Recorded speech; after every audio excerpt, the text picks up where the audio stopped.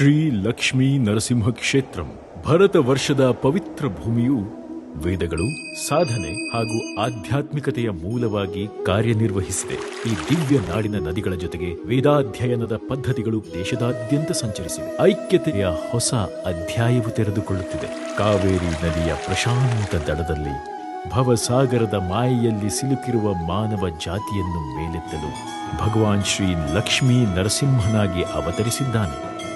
ದಕ್ಷಿಣ ನೈಮಿಷಾರಣ್ಯ ಎಂದು ಕರೆಯಲ್ಪಡುವ ಶ್ರೀರಂಗಪಟ್ಟಣ ತಾಲೂಕಿನ ಬೆಳಗೊಳದ ಪ್ರಶಾಂತ ಗ್ರಾಮದ ಬಳಿ ಇರುವ ಶ್ರೀ ಲಕ್ಷ್ಮೀ ನರಸಿಂಹ ಕ್ಷೇತ್ರವು ಧರ್ಮ, ಶಿಕ್ಷಣ, ಸಂಪ್ರದಾಯ, ಸಂಸ್ಕೃತಿ ಮತ್ತು ಸಾಮರಸ್ಯಗಳಿಂದಾಗಿ ದಿವ್ಯ ಸನ್ನಿಧಿಯಾಗಿದೆ. ಈ ದೈವಿಕ ನಿವಾಸದಲ್ಲಿ ದೇವಾಲಯದ ವಾಸ್ತುಶಿಲ್ಪ ಆಗಮ ಶಾಸ್ತ್ರದ ತತ್ವಗಳನ್ನು ಅನುಸರಿಸಿ ದೇವಾಲಯವನ್ನು ನಿಖರವಾಗಿ ನಿರ್ಮಿಸಲಾಗಿದೆ.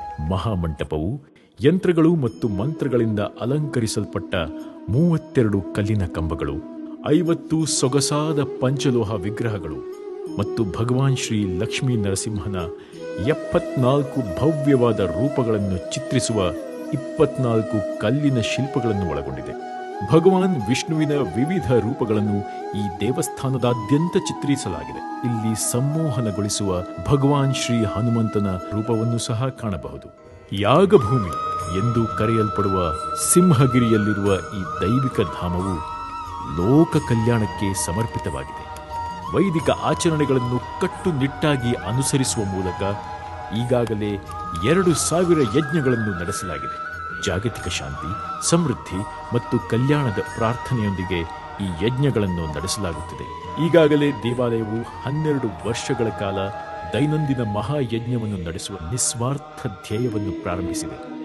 ಇದನ್ನು ದೀರ್ಘ ಸತ್ರ ಮಹಾಯಜ್ಞ ಎಂದು ಕರೆಯಲಾಗುತ್ತದೆ. ಈ ಮಹಾಯಜ್ಞವನ್ನು ನಿರ್ವಹಿಸಲು ಕರ್ನಾಟಕ, ತಮಿಳುನಾಡು, ಆಂಧ್ರಪ್ರದೇಶ, ಮಹಾರಾಷ್ಟ್ರ, ಮಧ್ಯಪ್ರದೇಶ, ಉತ್ತರ ಪ್ರದೇಶ ಮತ್ತು ಬಿಹಾರದಿಂದ ಆಗಮಿಸುತ್ತಿದ್ದಾರೆ.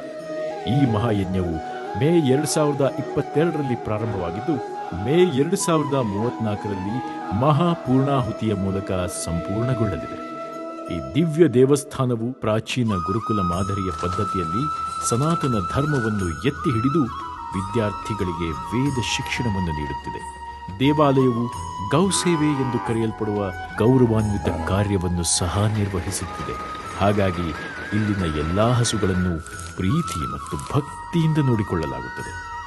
ಮುಂಬರುವ ಸೆಪ್ಟೆಂಬರ್ 8, 2024ರಂದು ಶ್ರೀ ಲಕ್ಷ್ಮೀ ನರಸಿಂಹ ಕ್ಷೇತ್ರವು ಭಗವಾನ್ ಶ್ರೀ ಲಕ್ಷ್ಮೀ ನರಸಿಂಹನಿಗೆ ಸಮರ್ಪಿತವಾದ ಭವ್ಯವಾದ ರಾಜಗೋಪುರ, ಮಹಾಮಂಟಪ ಹಾಗೂ ಪ್ರಾಕಾರಗಳನ್ನು ಅನಾವರಣಗೊಳಿಸಲು ಭವ್ಯವಾದ ಪೂಜೆ ಮತ್ತು ಮಹಾಕುಂಭಾಭಿಷೇಕವನ್ನು ಆಯೋಜಿಸುತ್ತಿದೆ. ಭಕ್ತರು ಮತ್ತು ಮಹತ್ವಾಕಾಂಕ್ಷಿಗಳನ್ನು ಈ ಪವಿತ್ರ ಸ್ಥಳದ ರೋಮಾಂಚಕ ಶಕ್ತಿಯನ್ನು ವೀಕ್ಷಿಸಲು ಆಹ್ವಾನಿಸುತ್ತಿದೆ.